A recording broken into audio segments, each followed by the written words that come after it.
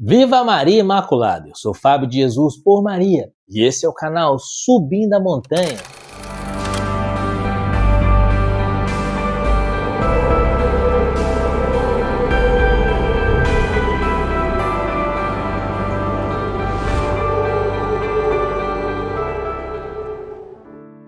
Palavras de vida eterna, o pão da palavra no seu dia a dia. Porque não só de pão vive o homem, mas de toda a palavra que provém da boca de Deus. Segunda-feira, 28 de agosto de 2023. O evangelho que a igreja nos propõe está em Mateus, capítulo 23, versículos de 13 a 22. Abra o seu coração. É uma mensagem do céu para você. Pelo sinal da Santa Cruz, livre-nos Deus, nosso Senhor, de todos os nossos inimigos. Em nome do Pai, do Filho e do Espírito Santo. Amém. Ai de vós, escribas e fariseus hipócritas, vós fechais aos homens o reino dos céus. Vós mesmos não entrais e nem deixais que entrem os que querem entrar. Ai de vós, escribas e fariseus hipócritas, devorais as casas das viúvas, fingindo fazer longas orações. Por isso sereis castigados com muito maior rigor. Ai de vós, escribas e fariseus hipócritas, percorreis mares e terras para fazer um prosélito, e quando o conseguis, fazeis dele um filho do inferno, 2 vezes pior que vós mesmos. Ai de vós, guias de cegos, vós dizeis, se alguém jura pelo templo, isso não é nada. Mas se jura pelo tesouro do templo, é obrigado pelo seu juramento. Insensatos, cegos, qual é o maior? O ouro ou o templo que santifica o ouro? E dizeis ainda, se alguém jura pelo altar, não é nada. Mas se jura pela oferta que está sobre ele, é obrigado.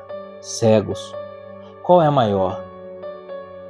A oferta ou o altar que santifica a oferta?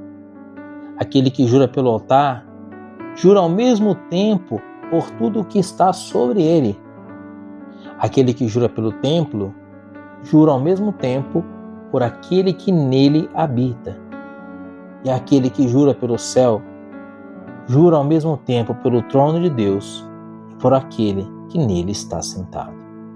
Palavra da salvação, glória a vós, Senhor.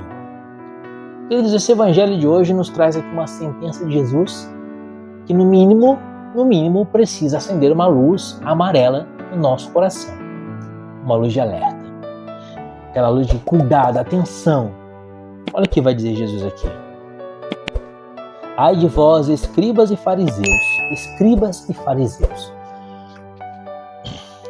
hipócritas, percorreis mares e terras para fazer um prosélito, ou seja, para fazer um discípulo. E quando o conseguis, fazeis dele um filho do inferno, 2 vezes pior que vós mesmos. Essa palavra de Jesus é muito forte e muito grave. Ai de vós, escribas e fariseus. Quem eram os escribas? A palavra escriba vem de escritor, de escrever. Os escribas eram pessoas peritas nas Sagradas Escrituras, no Velho Testamento. Os escribas conheciam ao pé da letra cada vírgula, cada ponto, cada exclamação da lei. Conheciam a lei de Moisés, conheciam os profetas, conheciam o Pentateuco, os livros históricos, os livros sapienciais, os livros proféticos, conheciam o Antigo Testamento na ponta da língua, sabiam tudo do Antigo Testamento.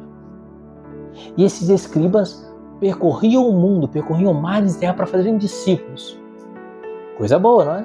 Imagina você, alguém que conhece a Sagrada Escritura de ponta a ponta, alguém que sabe a Bíblia de cor, que conhece em detalhes o Pentateuco, conhece em detalhes os livros sapienciais, os livros proféticos, os livros históricos, e que percorre o mundo inteiro para fazer discípulos, para levar outras pessoas a conhecer a Sagrada Escritura. Coisa boa, coisa maravilhosa, não é? E que eram os fariseus? O contexto dos fariseus, nós precisamos, para entender os fariseus, precisamos voltar no tempo.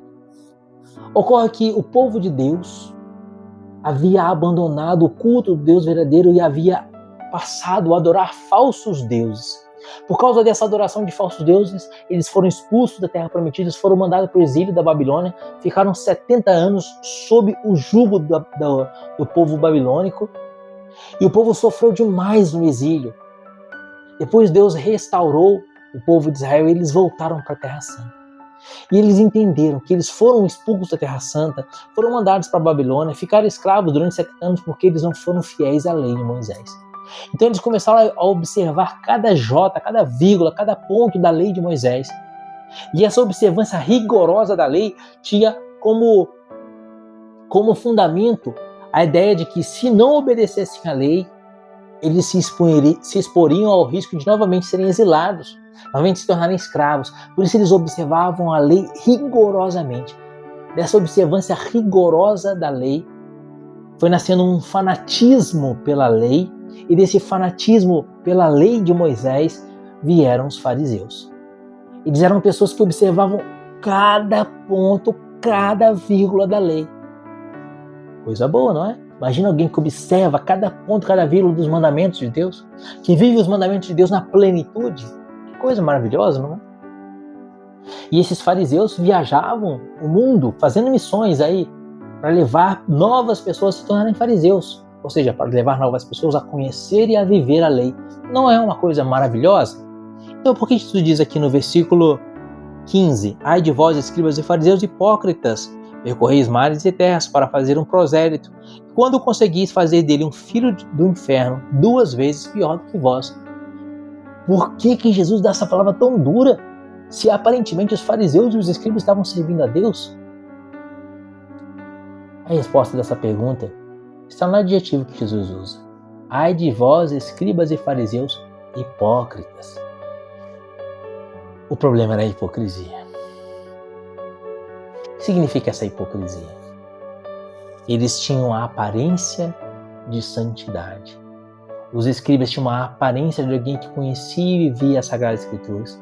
Os fariseus tinham a aparência de quem conhecia e vivia a lei. Mas na verdade eles eram filhos do inferno.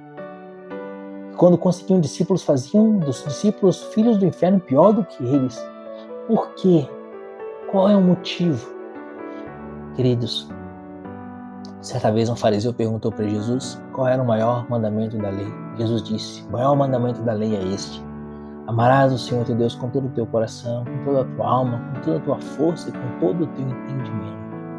E amarás o teu próximo como a ti mesmo. Foi o evangelho que nós meditamos sexta-feira da semana passada. A lei se resume em amar a Deus e amar o irmão. E esse amor a Deus, esse amor ao irmão, os fariseus e os escribas não faziam, não viviam.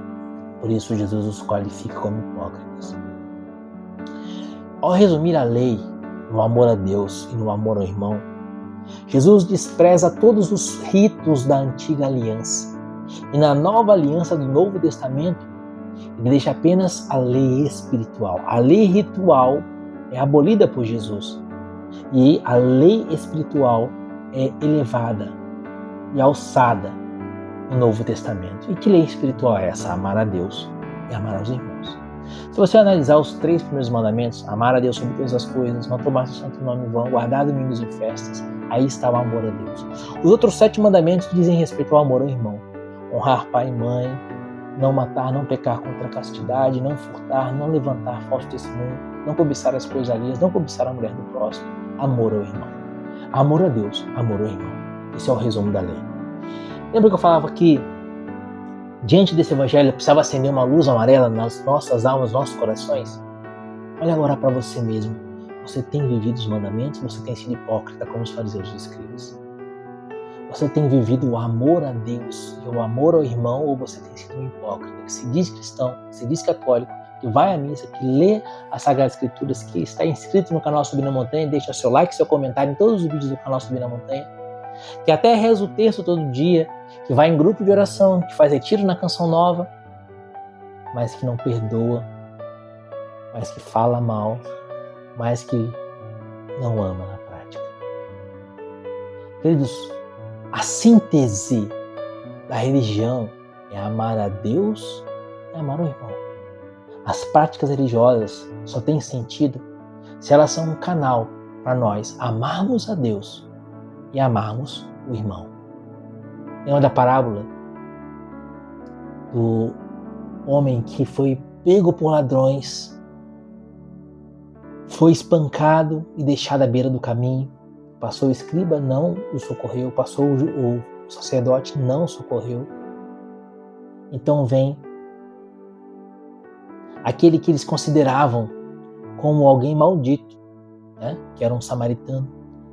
E é a parábola do bom samaritano, a gente chama assim, né? Porque o samaritano então socorre aquele homem que havia sido agredido, espancado, estava à beira do caminho.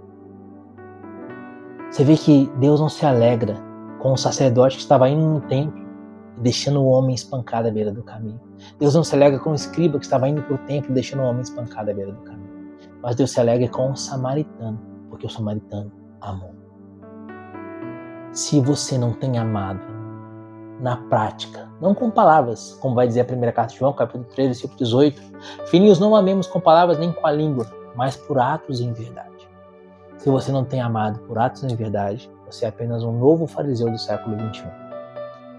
Para ser cristão de verdade, é preciso viver o mandamento do amor. Medita sobre isso. Que Deus te abençoe e viva a Marimão.